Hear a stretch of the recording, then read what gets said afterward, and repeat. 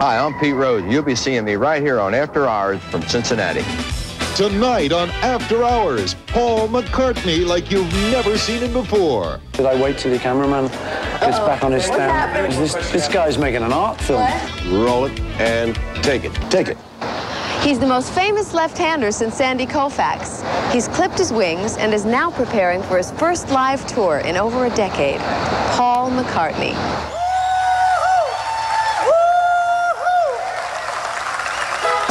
Thank you.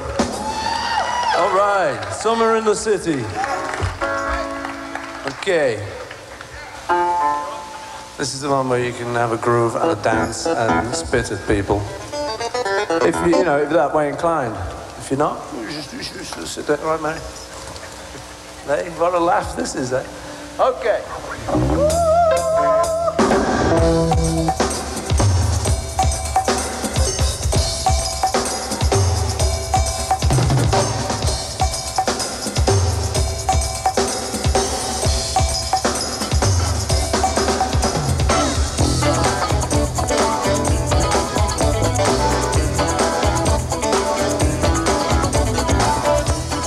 The McCartney World Tour, the first in 13 years, starts in Norway and comes to America in late November.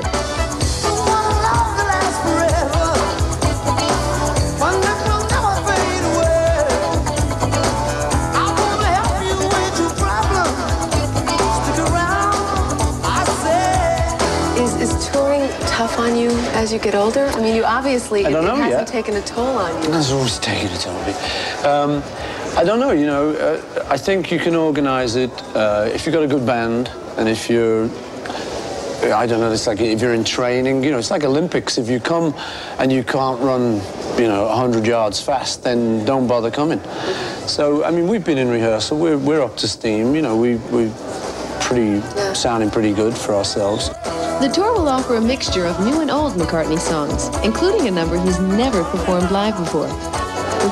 You have never performed Sgt. Pepper's or Hey Jude live. That's Any right. reason why? I mean, have you... Well, there's a good reason why. It's that when we recorded those, should I wait till the cameraman gets back on his stand? What's happening, guys? This guy's making an art film. What? Yeah, the reason why Sgt. Pepper and Hey Jude I've never performed before is that when we recorded them, the Beatles had given up touring. We were just recording. Right at Sgt. Pepper time, we didn't go out after that. So, and I only realized that in the middle of rehearsals. You know, I'm thinking, this feels fresh. And I suddenly thought, well, I've never played this. I've never done this before. But reviving the musical spirit of the Beatles can't help but put some additional pressure on the other members of McCartney's hand-picked tour band, most of whom grew up listening to the Beatles. Paul always says that Ringo's his favourite drummer. He really does like Ringo's drumming, and actually, because we're playing Beatles numbers on the tour, I've actually listened to what Ringo did, and it is really, really good what he's doing, and it is hard work recreating it. Former Pretenders guitarist Robbie McIntosh says his interest in music began with the Beatles. Probably from listening to the Beatles, actually. I hate to say it. Listening to Beatles album. The first album I got when I was about 6 or 7 was Hard Day's Night. And the McCartney name still has a cachet of magic attached to it. It's been 20 years since the breakup of the Beatles, and McCartney's had dozens of successes since then. But in our minds, he'll forever be linked to the band that changed the world. You know, in my lifetime, the two biggest things were the Beatles and landing on the moon. And Neil You landed on the moon? No, I didn't land on the moon. Neck, I never knew Somebody that landed on the moon. No, Good. there were Beatles and landing on the moon. And Neil Armstrong once said that the climax in his life was when he landed on the moon, and he would never be able to reach that again. I mean, can you relate to that? I mean, do you feel like you... Do I feel like that about the Beatles? Yeah, probably, you know. I mean, I think as far as writing, as far as having a writing collaborator, for instance, I can't see how I'd ever work with anyone better than John. Because he was absolutely one of the best, you know. But I don't mind that. I mean, you know, this has to be in life. You can't always be peaking.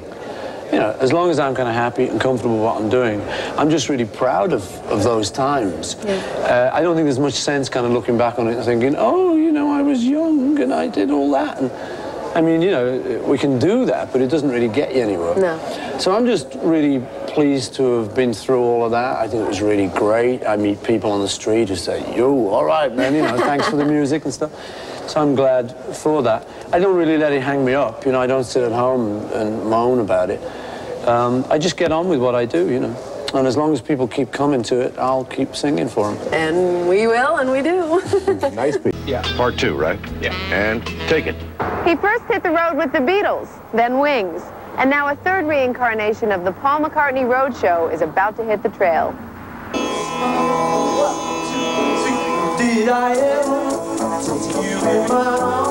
As we told you last night, Paul McCartney is going back out on tour, his first in 13 years.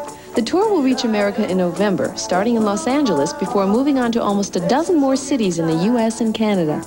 Do you think young girls Yes, I do. You do, I'm sure I you do, often. Do you think young girls are going to faint on this tour?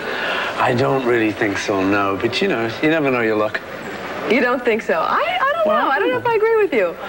Well, I don't know. You know, maybe it's very hot in the audience or something, but I don't think about stuff like that. Do you know, it's amazing watching the old videos from the Beatles. I mean, the girls were absolutely insane. I mean, what did that do to your life?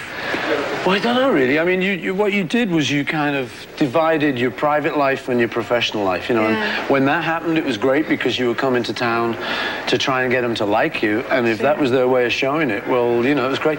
And we always used to say to people, look, you know, guys go to football matches and they scream, or they go to boxing or whatever.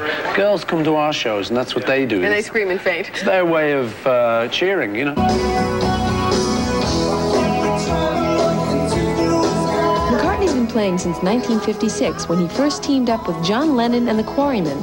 So after more than 30 years, he says he's learned to separate his music from the rest of his life, something that was hard to do when the Beatles were a full-time cultural phenomenon. You just separate your job, but you do too. You go home at night, you don't keep thinking of this lousy film crew here. No, I don't. I'm sure. Well, sometimes I do. See, fellas, I told you she didn't.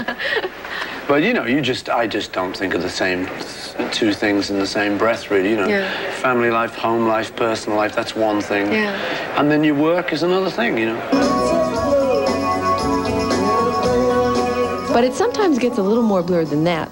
McCartney's wife of 20 years, Linda, is part of his touring band, and they're accompanied on tour by all 3 of their children.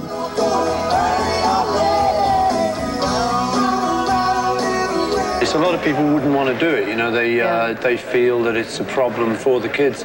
But our kids enjoy it, and we enjoy having them near us, so that they get around, they see the world, you know. So in geography, they can talk about places like New York and know what it is. They've probably been everywhere already at their age. They've been to a few places, Well, touring does interrupt, but we're a strong family and we're going to get with it, you know. Because Paul's a performer, he's got to perform, really. For the better part of 3 decades, McCartney has been one of the most creative forces in music, and certainly one of the most successful. And after all that time, he still hasn't lost the interest or the imagination to continue creating. Yeah, it's really happens the same way it's always happened. You know, you get some kind of an idea, maybe for a song or something, and if it really goes well, you develop it. You know, you get and make a record of it, then go on tour. I just like the idea of what I do. You know, I like this profession kind of thing, if you can call it that, which you can. Sure you can. And, you know, I like what I do, probably like you. You know, it's a good job. It's a buzz. It beats working for a living. Absolutely. So, you know, what's the complaint? And I enjoy it. I feel very good doing it. And it doesn't feel like hard work.